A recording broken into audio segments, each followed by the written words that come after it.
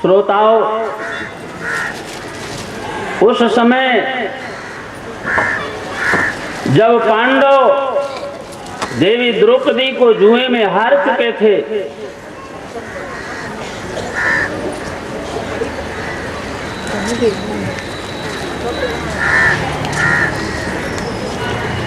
तब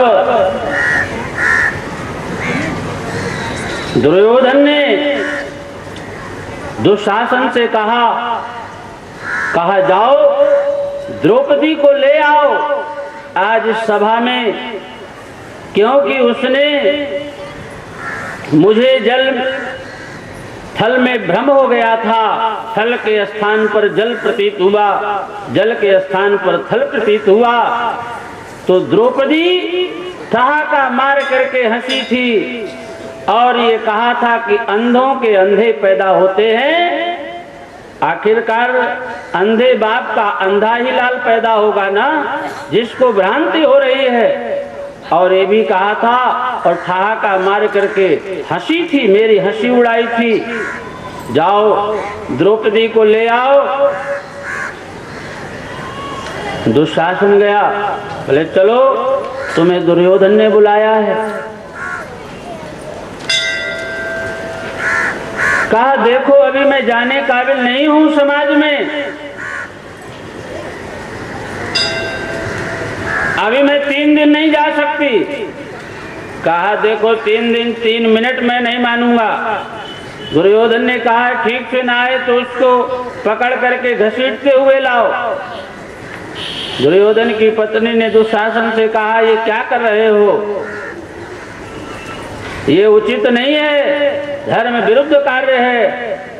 किसी अबला स्त्री को ऐसी अवस्था में और न चाहते हुए जबरदस्ती बलपूर्वक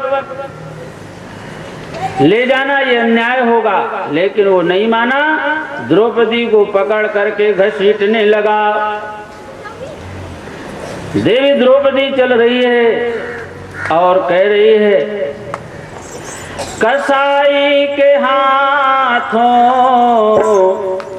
पड़ी जा रही हूँ, कसाई के हाथों,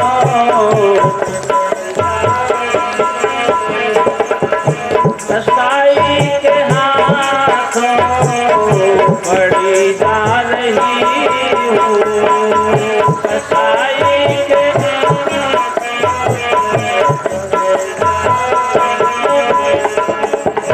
हटावत लाजो मरी जा रही हूँ, हटावत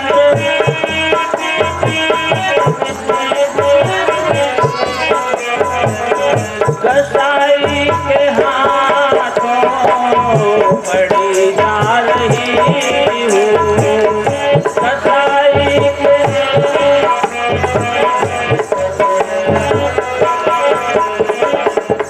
हटावत लाजो मरी जा रही हूँ, हटावत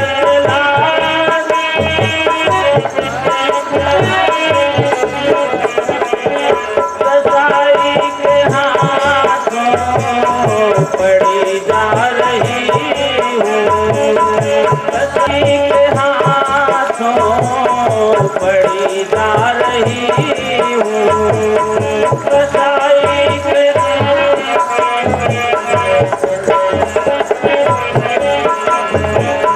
बुजुर्गों भरो दिल थाम बैठो, बुजुर्गों भरो दिल थाम बैठो, तुम्हारी हूँ बेटी सती जा रही हूँ, तुम्हारी बेटी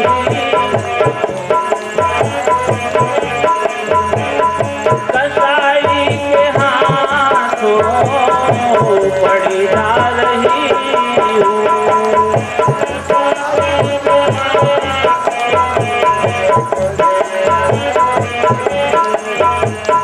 तुम्हारी पति की क्रिया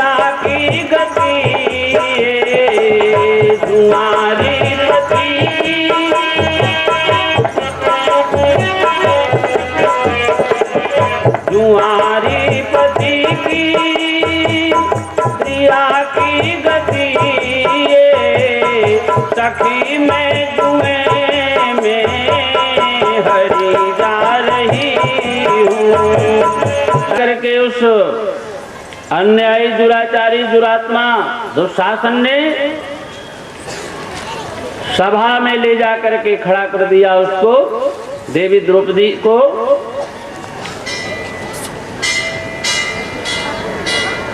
दुर्योधन ने कहा, दुशासन क्या देख रहा है, ये सारा समाज अंधा है,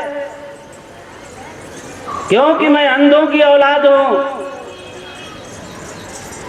और आज ये सारा समाज अंधा ही है। इसके वस्त्रों को उतारो और वस्त्र विहीन करके मेरी जंघा पर बैठाओ।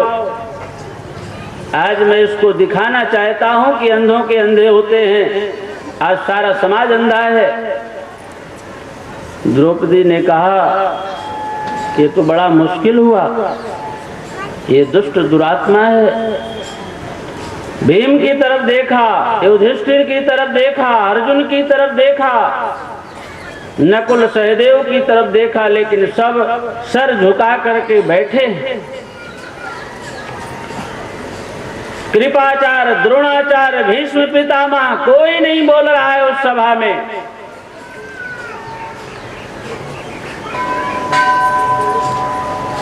द्रौपदी समझ गई कि इस सभा में मेरी कोई अब रक्षा कर नहीं सकता, तो भगवान के चरणों में निवेदन किया, आए ना श्याम, दौड़ो द्वारिका वासी, मेरी लाज बचा लो। द्रौपदी ने कहा, दौड़ो द्वारिका वासी, हे द्वारिका वासी दौड़ो, मेरी लाज बचा लो। जैसे जैसे विलंब हो रहा है, एक एक क्षण भारी पड़ रहे हैं। दुशासन पूरी ताकत से साड़ी को खींच रहा है और देवी द्रौपदी पकड़े हुई है साड़ी को, और भगवान से कह रही है, अपने मन में विचार कर रही है, आए ना श्याम के दो सुरती बिसारी हाय, हे गिरधारी आओ हा करहारी में, सोई असुरारी कित खोए दुखारी बान, खोट कछुआयो के धो खग की सवारी में, कमठ उदधि में और खम्भ में नरसिंह बने, अजहूं बन जाओ त्यों कूल कोटिधारी में, आओ बनवारी बेगी बारी जाऊं बार बार, द्रुपद दुलारी है तुषारी की किनारी में, द्रुपद दुलारी है तुषारी की किनारी में, आओ आओ गिरधारी आओ बनवारी, चिल्ला रही है देवी द्रौपदी। भगवान ने धीरे धीरे वस्त्र बढ़ाना आ गए और शुरू किया। श्रोताओं खींचते खींचते उसके भुजाएं भर गई, लेकिन वो 2 गज चीर घटा नहीं, अंबार वस्त्रों का लग गया। कोई कल्पना भी नहीं करता था कि ऐसा हो जाएगा। भक्त वत्सल भगवान ने आकर के देवी द्रौपदी की लाज बचाई, क्योंकि भगवान ने कहा था कि ऋणिया बनाया आज तुमने 4 धागों में, भूलूंगा न कभी इस प्रेम की कहानी को। मैं तुम्हारा ऋणिया हूं, आज भगवान ने आकर के सूत ब्याज सहित ऋण उतार दिया। देवी द्रौपदी भगवान के चरणों में गिर पड़ी, कहने लगी, हे प्रभु, अगर आज आप ना आते तो आज इस दुखिया की लाज बच नहीं पाती। हे दीनानाथ, आपको बार बार प्रणाम है। तो भगवान भक्त वत्सल हैं, भगवान के लिए थोड़ा भी कोई करता है तो भगवान सूत ब्याज सहित दे देते हैं। भगवान किसी का उधार नहीं रखते। मनुष्य भले ही सेवा लेकर के मुकर जाए, लेकिन देवी देवता और भगवान ऐसा नहीं करते। तो देख रहे हैं, एक फूल भी चढ़ाया है श्रद्धा से तो उस फूल का फल जरूर मिलेगा, ऐसा सत्य है। लेकिन भावना शुद्ध रहे तो इस प्रकार से भगवान ने द्रौपदी के ऊपर कृपा की। बोलिए कृष्ण भगवान की।